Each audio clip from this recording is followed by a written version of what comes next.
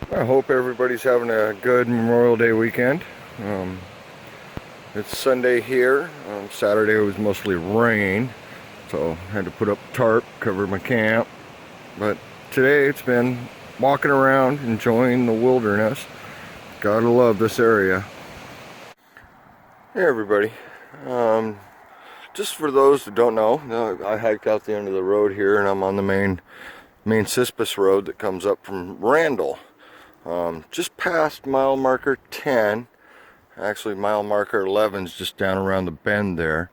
But this is the road that goes down to where I'm camped. It's about a half mile or so. Pretty narrow, pretty short also. Places you have to duck. If you're worried about getting your vehicle scratched, it's probably not the best road for you. But pretty easy to find. Come out of the trees. And you can't see the river, but it's right over here, just the other side of this tree land. But yeah, you're coming along and you can't miss this. It's the only turnoff for, I don't know, at least a quarter mile one direction.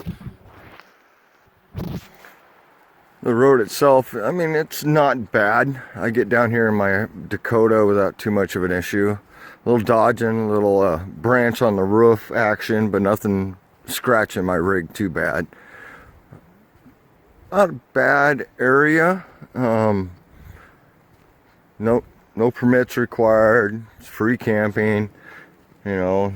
And all along the whole edge of this road, it's the, old riverbed that's kind of overgrown now.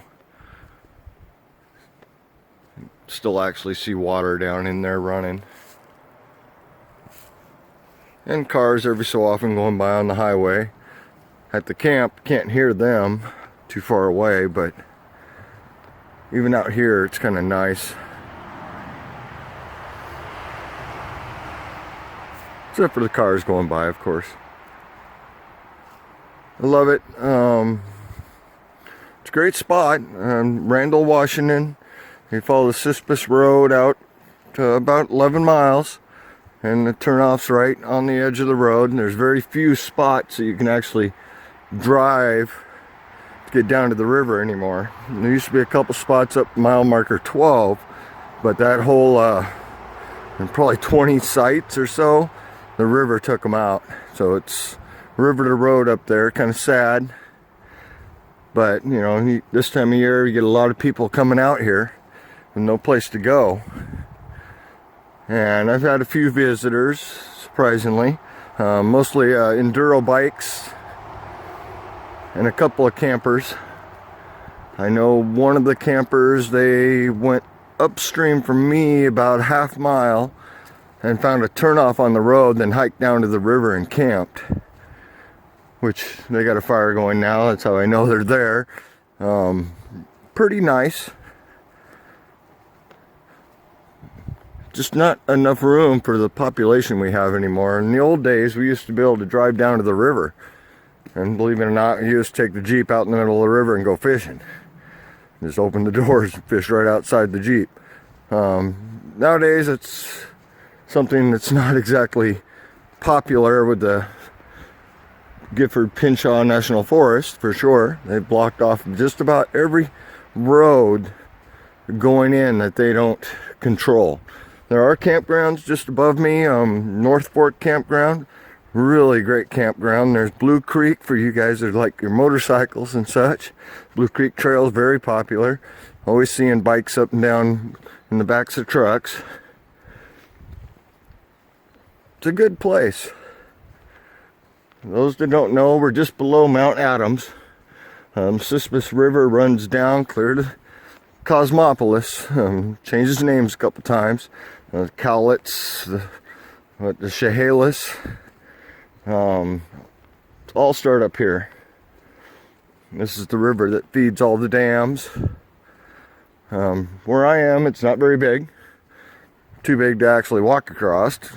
Too deep, take you off your feet. But great area. As you can see here, even if you're up on this road, which we're not very far down, maybe 100, 200 yards, and there's lots of room. And you used to be able to get out there in vehicles. I'm glad they closed that down.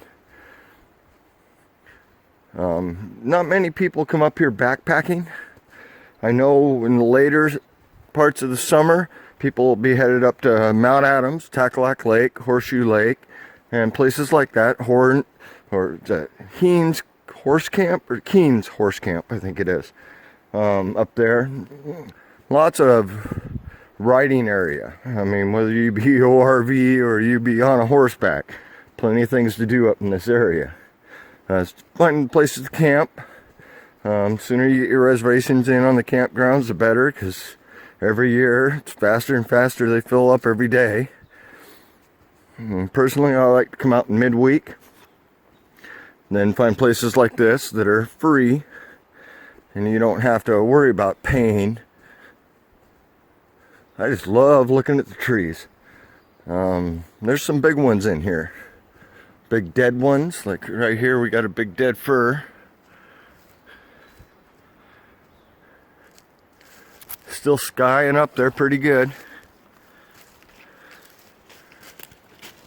But yeah, it's completely dead. Big one, that's too bad. It is marked, so I imagine they're gonna leave it for the birds. Fir trees are good for that. Over here next to it, we got one that's actually leaned over and laying on others, but living just fine. And out in here, I've seen a few cedars old enough to survive the last big fire out this way, which is kind of nice. The big fir trees, they're probably 4 foot across. The big maples, maybe 5, almost 6 foot across. But these cedars are a good 8 foot, 10 foot across. At least the ones that survived. Some of the stumps, a little smaller. Just on the one side. On the other side, it's all river floodplain. So we've got our alders popped up. The line of fir trees, because it's been a while since the water's actually flowed through here. This road actually has a rock barrier they built alongside it, which protected it pretty good until the river actually cut right through the end of it. All the berries are in bloom, which is nice to see. It's too bad they're not ripe. I'd like to be eating some blackberries right about now. And all the dead standing alder, great firewood. You can't get better. It burns fast, so you need to gather quite a bit of it, but you know, you grab a tree, you got a good fire for a while. Out here in the brush, it's prevalent Oregon grape, salal, ferns a little bit. You know, they pop up everywhere. And our common weeds. I don't remember the name of these buggers, but I got them at home. They grow quite well under my trees. Here's a big cedar right here. I really can't get a good view going up the tree, but it's good 6 to 8 feet crossed. Beauty. It's nice to see the big trees still around in this area. They do farm a lot of this forest, which is what this road was originally built for, was logging. There's cables and stuff like that along the edge. If you're really looking, you'll see them. Obviously hasn't been used in a pretty good amount of time, because there's some real beauties of trees in here that you know they would have harvested. Good 50-year-old straight, make good telephone poles. And there's one that didn't survive a fire. Looks like a cedar. Stump's still standing pretty good though. I know right up in here, you can't see it because of all the debris. I'll see if I can get a good spot. There's 2 or 3 big firs in here.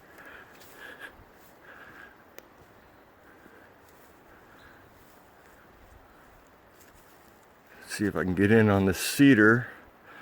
And there's a big fir right behind it. Really hard to scale in video. I almost need like a Hot Wheel to go stick up against it, you know. Tell how big it is, how small it is. I just love being out here. I'd rather be outside than inside. Most people that know me know that. Weather is part of nature, and I usually try to prepare for all kinds of weather. This trip I got the truck, so I'm spoiled. I'm not limited to just my little backpack, which, believe me, my little backpack would do me just fine out here in the winter time. Not too much of a worry. But like I said, it's a little ways back in here. I still can't see the camp or the truck down the road. I spend most of my time looking off the side, looking at the trees. There's a baby cedar there. Haven't seen too many of those. That's nice. Repropagating. Of course, all the berries have their pretty flowers.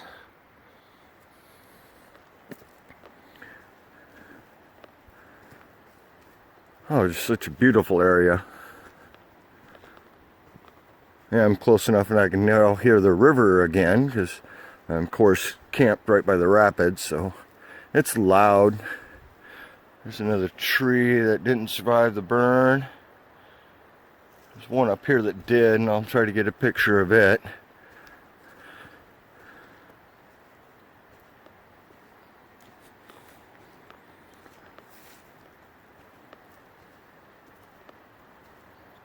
I don't think when Mount St. Helens blew, it really affected this area so much. I know it got a layer of ash. Yeah, it's been doing this a long time up in this area. There's a big cedar back there. Probably have a hard time seeing it. It's just past that fir. But I know it's a big one because I can see how tall it is myself. And right over here is one that survived the burn. I can actually look up there pretty good. It actually split into two after the burn. And you can see the burn damage over on one side here. Got into it pretty good, but both pieces of the tree seem to be doing just fine. And right over here, big old fir. That's a beauty too. That's a good 5 foot across. Not very tall, but you know, winter abuses trees. You never know on that one. Birds could be 1,000 years old and be 10 feet tall if they're in the wrong location. Some of the trees we ran across up in the upper Olympics. Trees that were spread out across the ground but ancient.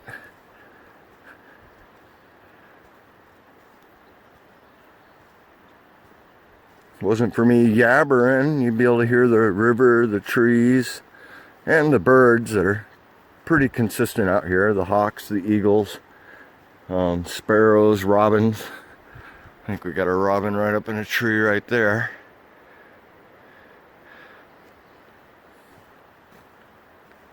But this is what, Memorial Day weekend, so this is Sunday. It's been really quiet. Oh, I can see a monster fir tree back in here. See if I can get a better picture of it.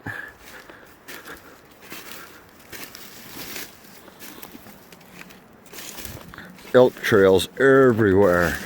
I can see they just trampled all through here. But yeah, there's a fir tree.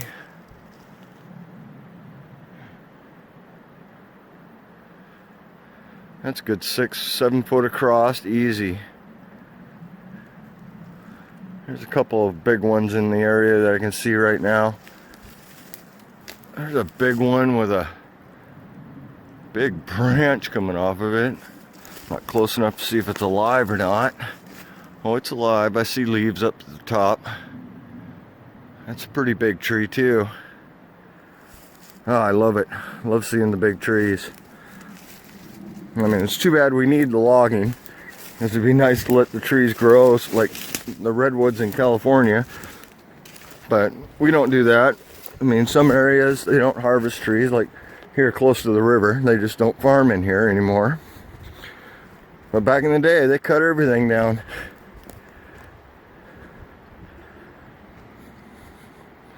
Some wind-blown alders. And there's still water actually flowing down through there. Has been ever since I was, I don't know, 20, 30 years ago when I first started coming up here. And actually the river used to run through this area when I was younger. Now it's actually detoured around straight across there. It's probably 300 yards to the water. Next year that could change. This could all be river. We know how the rivers work. Love all the ferns, baby maples. Ferns growing everywhere. There's a cedar that didn't survive the fire right there. Nice big stump. There's a beauty fir tree right next to it. That's a good 4 foot across right there. Straight. You know, all these right here, big trees, they're straight. But like I said, they don't farm down here anymore. Otherwise this would probably be on the ground, leveled out, and growing more vine maple than anything.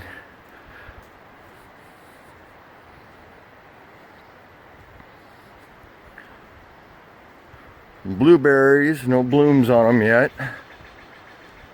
A little early in the season for blueberry, but gotta love being out here. And I'm down in a low flat. Very few of these low flats along the Cispus, at least this size. This is probably the biggest one I know of on the upper Cispus. Then it goes up in the upper valley and just goes into canyon, River Run Canyon, which is beautiful country. Beautiful country up in there. Rough, I mean, not really any spots to camp, but you can hike up top of rocks or get down to the river in some places. It's really nice. And no matter where you go, there's always a stinging nettle. Gotta watch those when you go poop. And yeah, we're actually down here to the camp now. It's not too far down this road. I've been walking the whole time, so get down here, you get close enough, you hear the rage of the river. And down here, there's enough room you could move my truck forward, put tents all along in here. If you're a hammock camper, there's trees all over the place. You can camp just about anywhere. Beautiful. That's why I enjoy coming up here, because I can have my truck with all my equipment, tools, anything I'd ever think about needing up here. And the rage of the river, constant.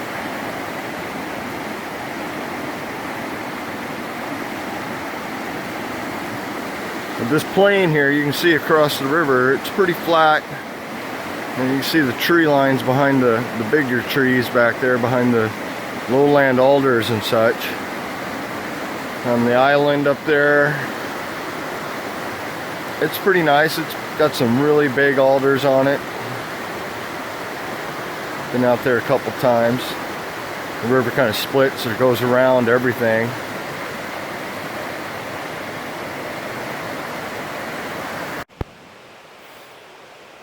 Old logging road, many years old. River took out.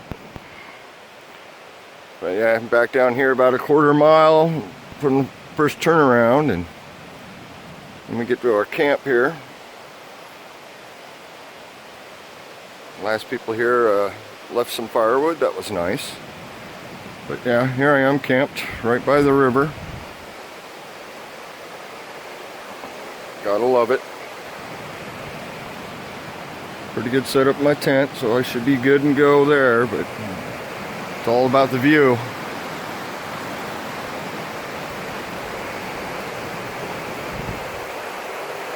Fishing season here opens tomorrow, so hopefully I can catch some fish. Shouldn't be too big of an issue.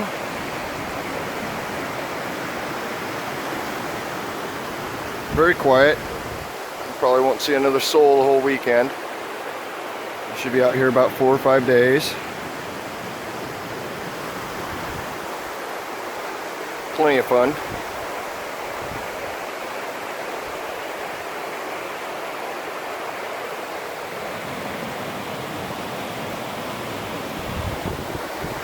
see the road kind of dead ends into the river now. It used to run along and out the other way that direction.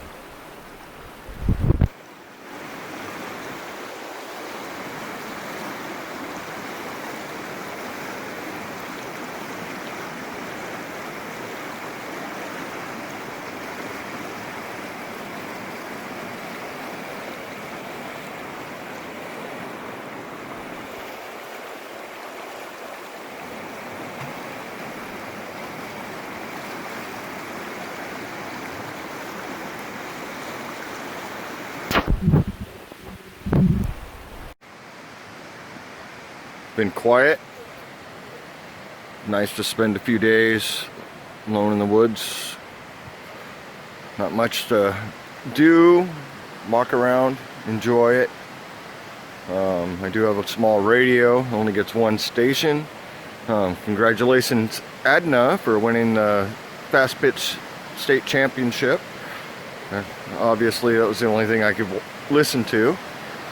Yeah, I had to get the tarp up.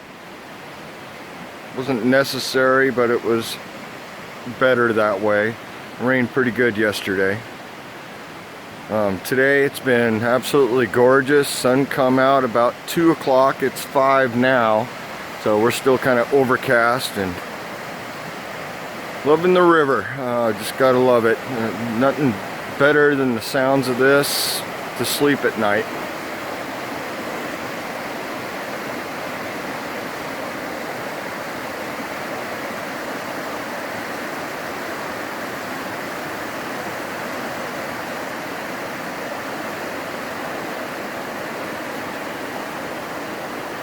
Very relaxing. I must teach Alexa those sounds so I can sleep a little better at night. Been walking around out in the woods quite a bit. Enjoying the heck out of some of the older maples out here. Beautiful maples. Hard to probably pick out in the camera, but back in the woods there's some really big maples. Probably close to 100 years old on a couple of them. A couple of firs back there, about the same age. Beautiful trees. Anywhere there's a chance for plants to grow, this is the time of year in Washington, they just grow like crazy.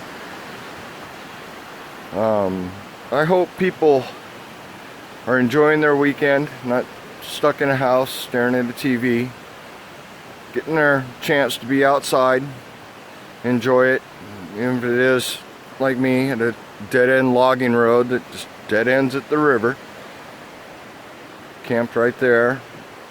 Very nice. One side of the road's all new alders and a few firs, not very big.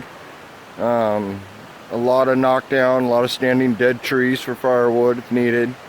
On the other side of the road here is all older stuff. A lot of vine maple, maples, some bigger alders, not too many. A lot of fir trees. This is a flat basin for, I don't know, I'd say 500-600 yards that direction. It's flat and heads right straight up the hills. Not very many places along the river that you can actually camp. To the south of me there's about 3 miles to the nearest campsite. To the north there just isn't one. Not a good spot at least. You could hike in and try to camp on the gravel bar if you wanted, or places like across from me here. I'd love to get over there, but there's no crossing this river. There looks like some nice grassy plains that elk probably enjoying the heck out of. A lot of elk trail out here, a lot of elk poop along the beach when walking out in the rocks and such. I don't see them as much. I think they avoid me. But the deer do wander around. You get to see a lot of deer, a lot of birds. Have had no luck with my fishing skills. I'm out of shape for it, I guess. But just beautiful out here. And right now it's not raining, so I gotta love that. Hey everybody, I'm just sitting out here on this gravel bar, kind of watching the sunset. Gotta love just being out here. Right down there you can see the lupins are in bloom pretty good. They're all over the place out here on these gravel bars.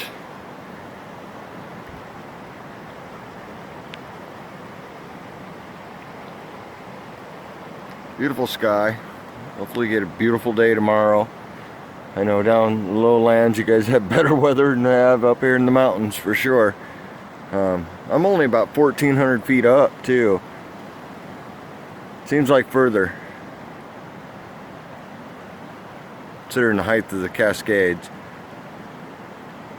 But I'm really not that far off the main junction from my house. It's not really that far. I think an hour and a half max drive.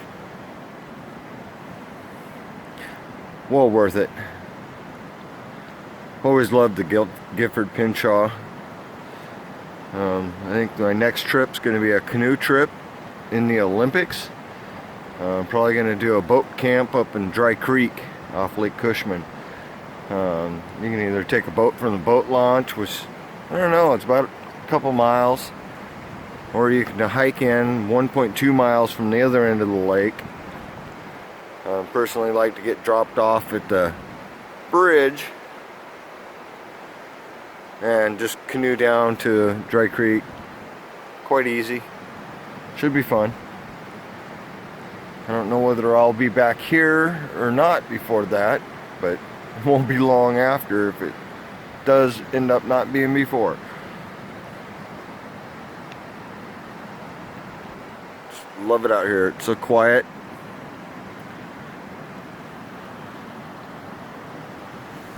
I'm gonna look back towards camp there. Can't see into the woods where I'm camped, but it'd be right there.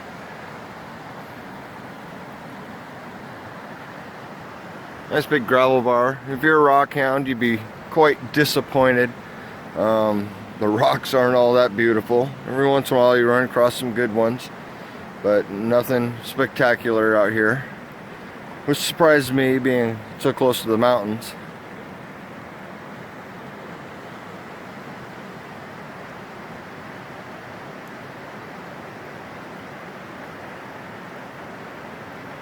It's so peaceful.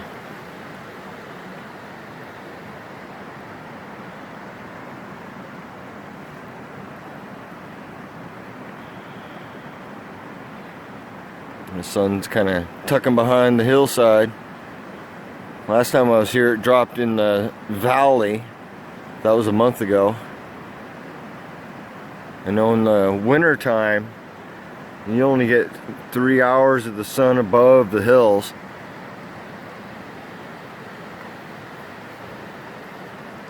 Summer, it's pretty good. It's daylight about 4:30, no problem here. And it'll stay daylight till about 7:30. Then it just starts dropping quick.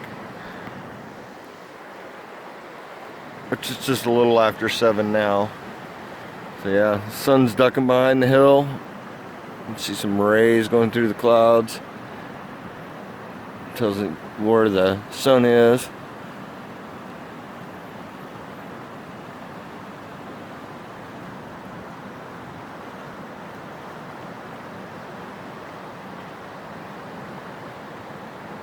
Just thought I'd share.